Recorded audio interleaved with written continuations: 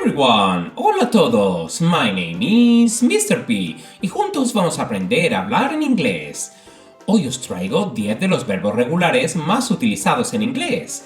¿Estáis preparadas y preparados? Here we go! Recuerda que los verbos regulares son aquellos cuyas formas en pasado y participio se forman añadiendo ed a su forma en infinitivo. ¡Vamos allá! Play significa jugar o tocar un instrumento. I used to play with my toys every day. Solía jugar con mis juguetes todos los días. Work, que significa trabajar. My mom works in an office. Mi mamá trabaja en una oficina. Talk, que significa hablar. We talked about our favorite cartoons. Hablamos sobre nuestros dibujos animados favoritos. Walk, que significa caminar.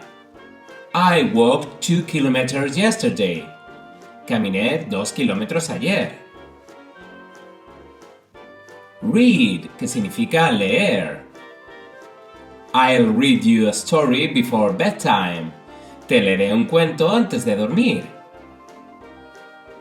Like, que significa gustar. I like to play outside. Me gusta jugar afuera. Need, que significa necesitar. I need help tying my shoes. Necesito ayuda para atarme los zapatos. Learn, que significa aprender.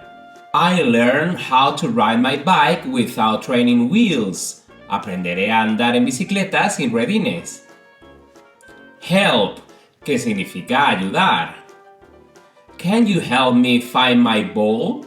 ¿Me puedes ayudar a encontrar mi pelota? Y por último, ask, que significa pedir o preguntar. I'll ask my teacher for help. Pediré ayuda a mi profesora. Y esto ha sido todo. ¿Qué 10 verbos hubieras puesto tú? ¿Quieres que haga otro vídeo con otros 10? Si es así, pídemelo a través de mis redes sociales.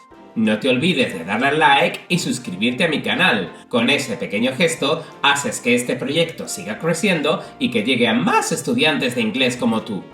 ¡Nos vemos muy pronto! ¡Bye, bye!